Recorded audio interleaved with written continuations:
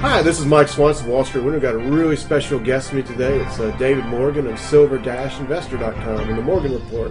How you doing, David? Doing well, Mike. Thank you. Yeah, thanks for taking the time to talk with me today and my listeners, because this is really, for me, a real timely moment, because I've been out of the mining stocks now for quite some time, and I'm starting to get really excited about what's going on in them. I wrote a really long report over the weekend about them, in fact, and talking real bullish about them, and now this week so far they've dropped real hard. So you think I need to have my head examined? No, I mean, I commend you for being out, and we traded out of our trading position pretty much near the top, which was about 11 months ago. And, most of the people who subscribe to our service are buying and hold long-term oriented, which really I have nothing against. In fact, to make really big big money in a market, you need to get in relatively early and hold through thick and thin. But it's been really rough in the mining equity side of things. And it's not been all that much fun for the last year in the metal side of things as well. As you know, Mike, you do a lot of technical work also, and that the mining shares are screaming buys.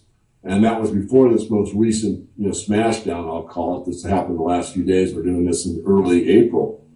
But a bargain is a bargain is a bargain. I really do think that more money will probably be made from here on up in the mining equity side than in the metals themselves, and I still advocate buying both. I've also been very consistent. I've said, as low and as cheap as these are, do not load up everything now. Space it out, build a position, keep adding, have a long-term horizon.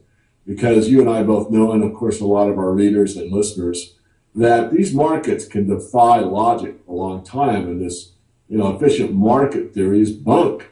The reason we can make a lot of money in the markets is because it's not efficient. And this is a time when we're like 2 sigmas off on the XAU versus the bullion price. I think it's greater than that now. I haven't done the math in a while. So what that says is that mine equities versus bullion are really the place to put your money. But again, I think you need a long-term horizon.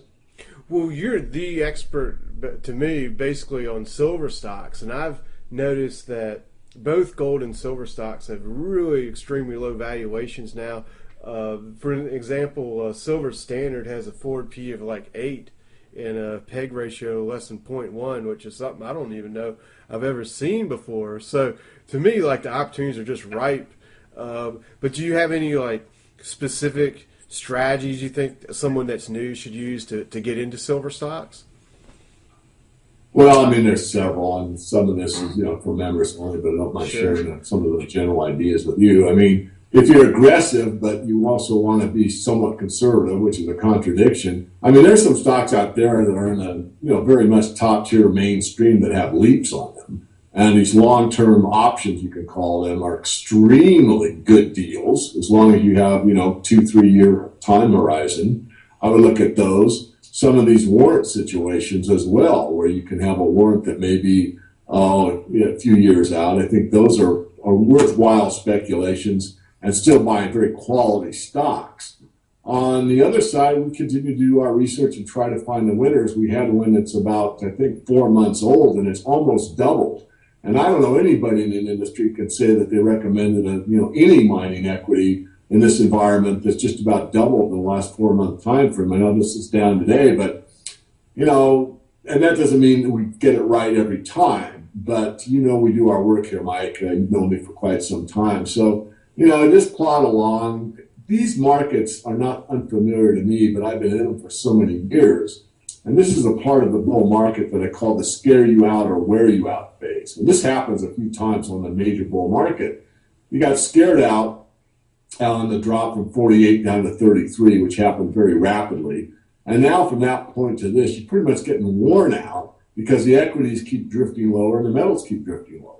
And people that have been in this market for a year or less, so let's say got in at 35 or higher, as everyone was getting so excited about the silver market, and gold also, and then gold kind of did the same thing silver did to a lesser degree, from roughly the $1,500 level up to the $1,900 level. Well, those days are behind us. So now all of that rapid gain is being consolidated and digested by the market, and people don't like that. They want things to go up from the day they buy them and never look back. But that's not how markets work. Well, we've been around I have at least trading this stuff for 10 years, you longer than that. And it just in my time, I've seen periods where the silver and gold stocks double and then they go sideways for a year or two. That, to me, that's all that's going on. And people just have to use these times to take advantage of things. Well, could you, as we wrap up, could you quickly tell people, what do you provide and where they should go for more information from you? Absolutely, and thank you. The best place to go is the website. It's a web-based business. It's silver-investor.com. You can also follow us on Twitter at SilverGuru22 or the YouTube channel, which is Silver Guru. Also on the silver-investor.com website, we do have a free weekly update letter that keeps you appraised of the interviews that I do, like this one with you, Mike, and others during the week. I usually do 2 or 3 a week, so we post those and collect those for you. Also on appearances I'm going to make in the near future. And for those that are serious about making money in this business, we also offer a membership service that is a paid service. Well, thanks for taking the time to talk with everybody. We'll hopefully do a follow-up interview soon in the future. Thank you. My pleasure.